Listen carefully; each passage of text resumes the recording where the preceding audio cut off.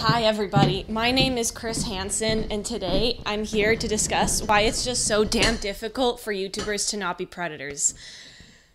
Hey sissies. So I want to start this video off with a huge thank you to all of you for the reception on my last video. It really means a lot to me that a lot of you understand what I'm going through, and your kind and supportive comments really just made this whole experience a lot more bearable. So thank you so much. Sending a gigantic hug to all my fellow eczema warriors. Can't even imagine how devastating that must have We been miss for you, John Cena. I hope you're getting better. Wishing you health and wellness. Must be the avocado toast. Joanna is literally falling apart. Why are doctors so dismissive of eczema problems? Julian Casablancas looks different here. Water monkey. My skull. My mom can't wash the dishes because she has eczema. Please answer this comment. I want stop. You're so disgusting. Ew. Well, you're ugly enough, so we believe The it. humdrum detective concordingly paddle because quarter equally paint until Boring. This shit looks fake as. Who are you? Who the F are all these people on trending? Never heard of any of them. Try reacting to K-pop, please. She has already. Okay, thanks for telling me. Doctors are drug-pushing frauds, and eczema is caused by vaccines. So it's been nearly 3 months since I posted my last video talking about how I'm going through topical steroid withdrawal. For those of you who need a refresher, topical steroid withdrawal is, as the name suggests, the withdrawal that occurs when you stop using topical steroid creams which were originally prescribed to you to treat eczema. Let's rewind to February of this year. So at this point, I was entering into month 5 of topical steroid withdrawal. So the worst really was yet to come. And oh boy, did the worst of it come knocking down my door at the beginning of February. We were driving down Sunset. You know I love fast cars. Vroom. Passed by where we first met. Damn, we made it so far. Red eyes from the red light. And that just set the mood. You say you're obsessed with me. So I took a second. And I said me too. I'm obsessed with me as much as you. Say you die for me. I die for me too. And if I lost you, I'd still have me. I can't lose. So for the entire month of February, really, I was bedbound. My skin was so tight and dry that I couldn't move my neck or my arms. I also started to lose my eyebrows. Why?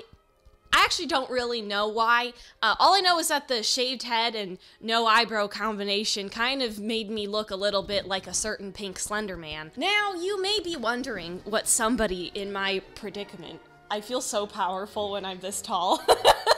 Now, you may be wondering how somebody in my predicament spends their time. Well, let me enlighten you. You spend a lot of time listening to sad and depressing music. For instance, the Call Me By Your Name soundtrack. You know, that movie with Timmy, and Armie Hannibal. By far, the number one thing I did during this time period was watch a copious amount of Dance Moms. Listen, Dance Moms represents the bottom of the barrel of humanity. It's borderline child abuse, and you should never aspire to be like any of the adults on that TV show. That being said, it's the most addictive substance on this planet. And I can say that confidently because every time I try to detach myself from the ALDC cinematic universe, I just get roped back in so quickly. It's insane. Did you not just say that my daughter looks miserable, so maybe we should put Kalani in her place? No, I never said that. Yes, you most certainly did. No, I didn't, dingbat. Listen! Get your finger out of my face! Girls, out of the room! Girls, out of the room! Girls, out of the room! And go. Ooh, yes. Anyways, so, hey, eyes up here.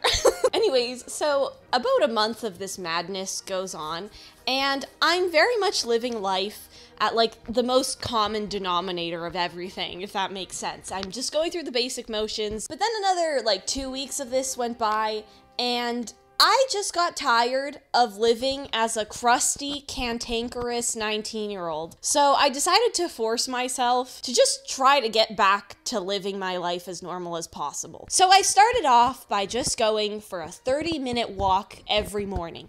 This was difficult for 3 reasons.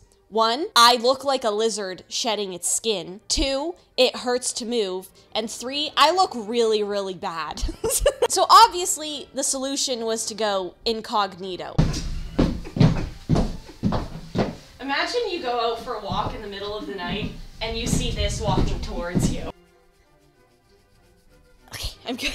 2 weeks into my little walking regiment, I started to realize something quite peculiar. The time of day that I spend walking, or moving my body in any manner really, is the only time of day that I spend not itching. And because itching is the #1 thing holding me back in my whole healing process, you know, the more you itch, the more you rip into your skin, and the more lesions you create, this is really important. If there's anything that I can do to stop myself from itching, I'm gonna take it. And before I get a trillion comments from a trillion different people saying, Why don't you just stop scratching your skin when it's itchy? Boy! The itch. Speak of the devil. The itch of topical steroid withdrawal, or dermatitis of any kind, is a different specimen of itch. It is a bone-deep itch that does not say bye-bye until you've drawn blood. The pain of trying to resist the itch is excruciating. Telling somebody who suffers from dermatitis or topical steroid withdrawal to just stop itching is akin to telling a depressed person to just stop being sad. So at this point, it was made clear to me that if I really wanted to accelerate my healing, I absolutely could not sit still. Enemy #1 of the state is sitting still. So I have to get moving. I have to get exercising. Now, when I say exercise, I mean walking. I mean stretching. I mean skipping rope. Nothing too rigorous, nothing too hard, because I still really can't move my body fully. It hurts to move. My skin is tight and dry. And 2, if I sweat, it's over for me. It's done. Throw in the towel. You know, I will literally scratch through my limbs. Okay. So starting in the beginning of March, I made sure that every waking moment was spent outside, in the cold or in the rain, you know, walking, making sure that I was just moving so that I didn't spend time itching. And guess what? It worked. I started to experience accelerated healing. Around the end of March, for once, I could actually extend my elbows. Like this movement, I haven't been able to do this in 3 months. So yeah, overall, I'm a lot better. There's still raw skin on about like 40% of my body, so I still have a very long way to go. But I've made a lot of improvement, and I'm slowly starting to get back into the swing of things, which is fantastic, of course. So that's a pretty good summary of everything that's been going on these past 3 months. But that's not the entire story. I got a lot of comments on my last video from people who are in a similar situation as I am, and they're just wondering what I'm doing with my diet. Now, I'd be a fool to not consider food a healing mechanism for topical steroid withdrawal.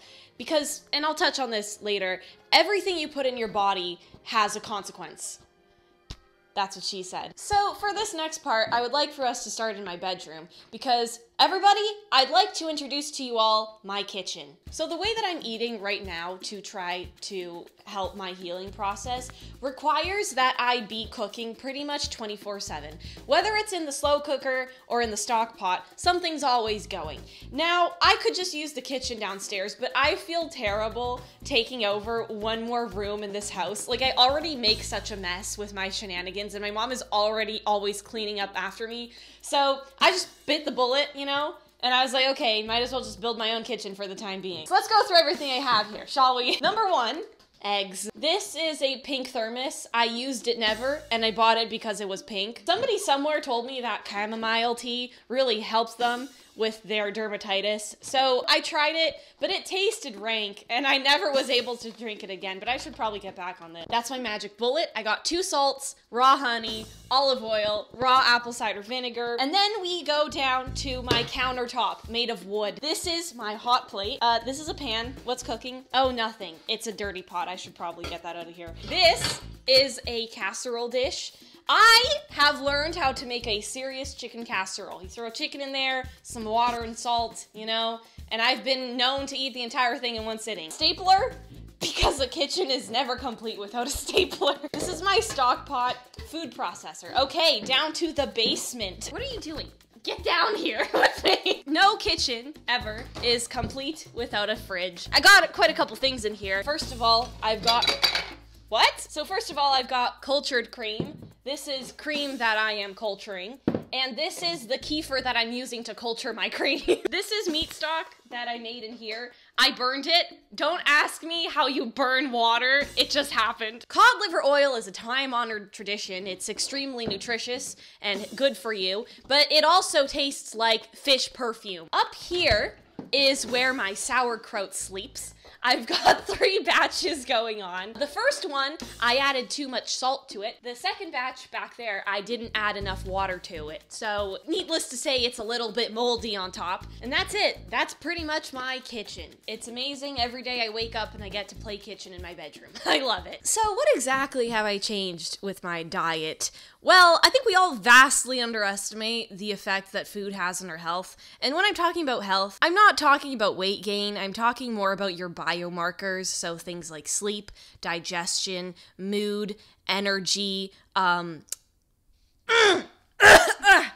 sex drive. Back in August, I decided to do an elimination diet, which is pretty much just cutting out everything that could possibly be inflammatory and eating only a couple of foods for a set amount of time to kind of establish a baseline of health. I was originally not going to talk about this on here because, and I said this once, but it's worth reiterating, diet YouTube is no man's land. You open your mouth about what you yourself are putting into your mouth, and you get this in response.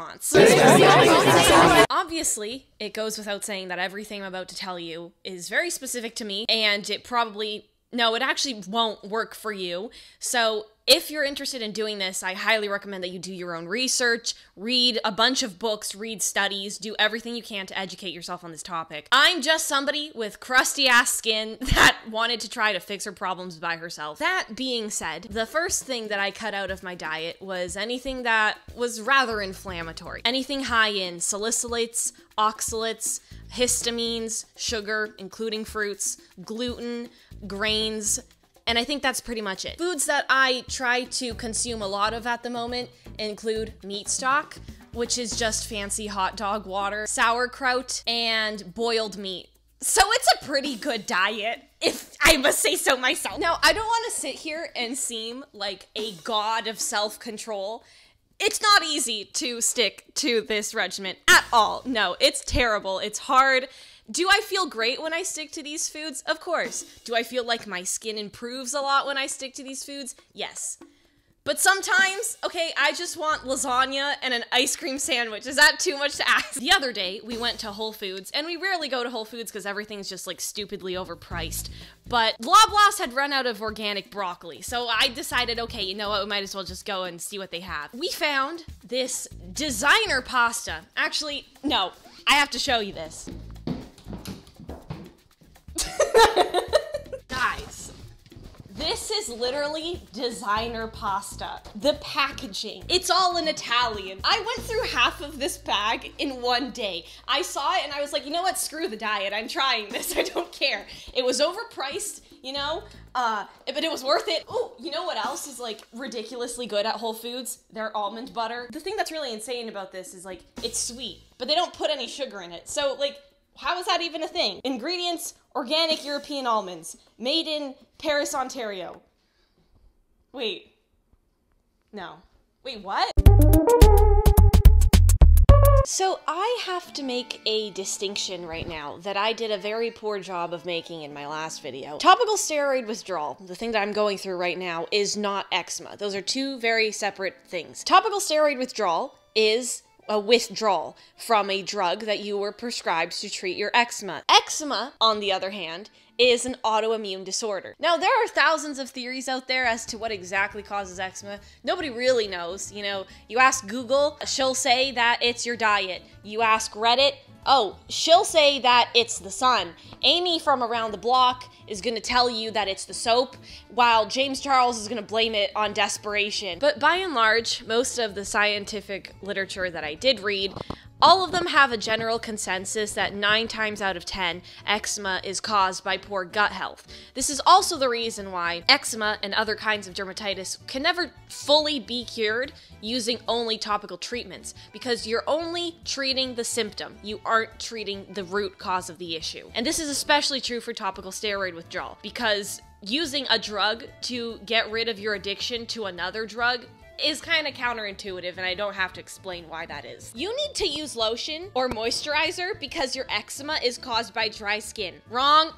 Try again. -10 points. You failed my class. So, despite what I've just said, sometimes you're in so much pain that you do have to rely on topical treatments to at least just get temporary relief. Now, we all tend to forget that your skin is also an organ, so anything that you put on your skin will be absorbed into your system. If you can't eat it, why would you put it on your skin? What usually works for me is either coconut oil or beef tallow. To give you a good idea of how dry my skin is, I can slather handfuls of coconut oil on my skin and not get pimples. I mean, that's kind of a really cool superpower. I don't know about you. Okay, so it's time to address the elephant in the room. Literally.